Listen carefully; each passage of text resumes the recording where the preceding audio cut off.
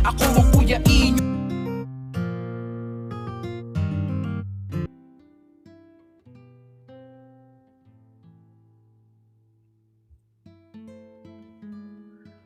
Magandang araw po sa inyong lahat at muli po, welcome po dito sa inyong paboritong programa. Dear Kuya E, sana po ay mabigyan mo ng oras para basahin at bigyang buhay ang aking kwento. Ako po si Bob Ong. Yan ang tawag nila sa akin since college ako at nasa 30 pa lang ako. 2017 nang lumipat kami ng inuupahan naming bahay dito po sa may General Trias, Cavite. At dito nagsimula ang aking pinakamasarap na karanasan. Sumapit po ang piyesta sa barangay namin at naghanda nga itong landlord namin. Tawagin na lang natin siya sa pangalang Ofelio. Nakatira kami sa parang isang compound, Kuya E, kaya kami-kami lang din ang bisita at nagiinom. Galing ako ng trabaho at hindi ko nga ito alam na mayroong ganap sa loob ng compound. Bagamat huli na ako sa inuman pero nakijoin pa rin ako. At oo, aminado, suplado ako at hindi ako kumikibo sa inuman. Medyo may kalaliman ng gabi at konti na lang ang bisita at nagiinom. Pumasok na ako, Kuya E, sa bahay para maligo at magpahinga.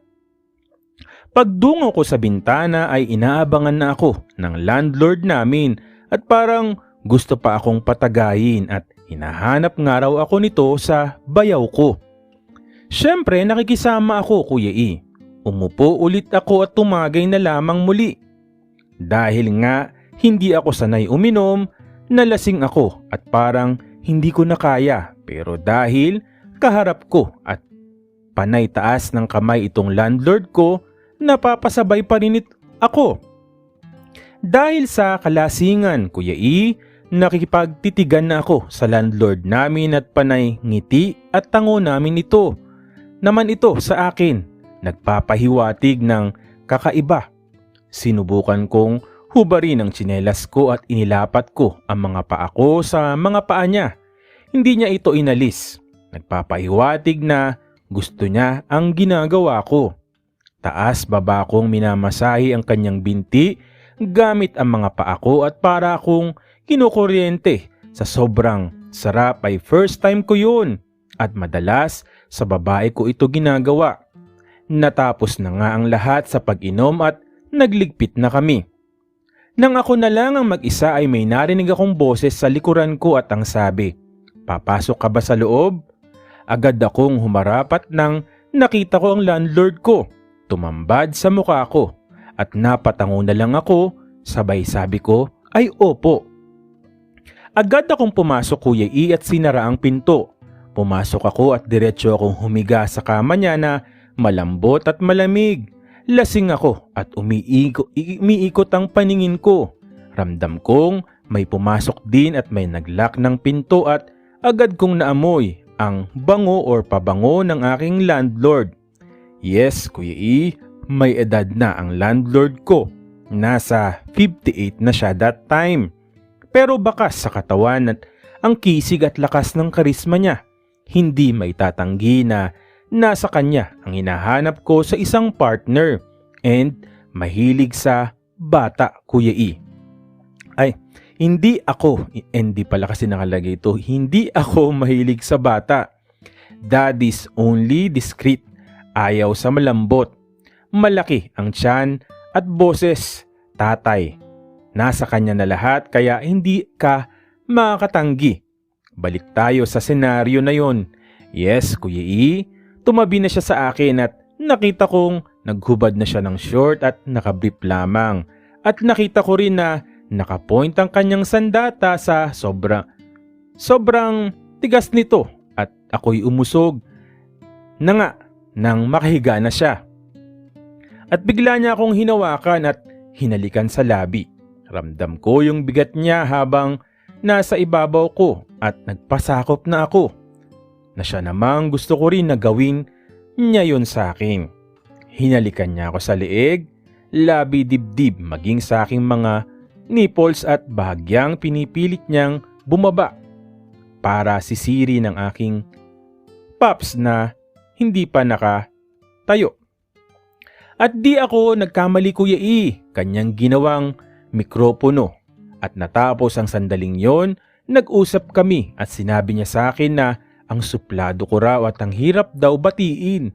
Bagamat totoo ito ang aking personalidad, ang maging suplado, at nagulat ako nang sinabi niya sa akin na I love you. Nabigla ako at napasagot akong I love you agad. I love you agad? Napangiti siya at nagsabi na pinagbigyan lang no? At di na ako nakasagot. Naulit muli ang tagpong yun, Kuya E, sa araw ng kanyang birthday. Ganun ulit ang senaryo. Pero iba na sa mga sandaling yon. Komportable na ako at malaya na akong umungol sa sobrang sarap. Tila ba nakawala ako sa rehas at sumabog sa kaloob-looban ko. Kuya E, nagtagal ang panahon at maraming beses na may nangyayari sa amin kahit sa bakanteng lote, likod ng bahay, sa bakanteng pinapaupahan niya. Yes, Kuya E, nasa punto na ako ng buhay ko na sa kanya lang ako nagiging masaya. Mga halik at yakap niya ang palagi kong hinahanap. Yes, Kuya E, na-inlove na ako sa kanya at nakikipagpalitan na kami. Nagpapalitan na kami ng matamis na I love you honey. Honey ang endearment namin. Minahal ko siya sa hindi malamang dahilan at sa maling pagkakataon. Pero ganun pa man, mahal ko siya. Bakit maling pagkakataon? Masaya ako kapag kasama at pag nakikita ko siya. Kahit may mga nakakahalata na sa aming dalawa. Dumating sa punto na pag nagseselos ako ay parang ayaw ko na gusto ko nang itigil at magpakalayo-layo na lang. Pero hindi siya ang unang lalaking minahal ko at sa kanya ko binigay ang lahat at sinuko ang pagkalalaki ko kaya ilalaban ko hanggang sa huli. Hindi naman siya kumpleto kasi single naman siya at ako single dad, hindi siya komplikado. Yun. Makalipas ang maraming taon Kuya E at 7 years na kaming magkasama. Palagi mapa-out of town or mga gala na kami lang dalawa. Maraming may ayaw sa amin pero sa puso't isip naming dalawa, gusto namin ang isa't isa at mahal na mahal ko siya. Sa kanya ko natutunan ang maging kontento at hindi maging madamot sa oras na meron siya na dapat na ring ibigay sa iba or sa ibang bagay. Sa kanya ko natutunan ang kahalagahan ng buhay at pag-asa. Sana sa mga viewers and listeners, sana ay may maganda itong mensahe para sa kanila at makapulutan ng aral. Maraming salamat Kuya E sa pagbasa ng aking kwento and more power sa channel nyo. God bless. Bob Ong, di ko lang maintindihan ano yung mali doon kasi 'di ba pag single naman pala siya, single dad. So kumbaga yung maling yung sinasabi mong wala naman sigurong maling pagkakataon lalo na kung tunay naman yung mga pagmamahal at ikaw na ngayon nagsabi ay sa kanya ka na rin natuto. Ang pinaka-importante sa lahat yung natututo ka sa minamahal mo at syempre good vibes yung dinadala sa'yo, hindi yung katoksikan sa buhay. Anyways, maraming salamat po sa patuloy na sumusubaybay, sumusuporta dito po sa inyong paboritong programa. Maraming salamat po sa inyong lahat.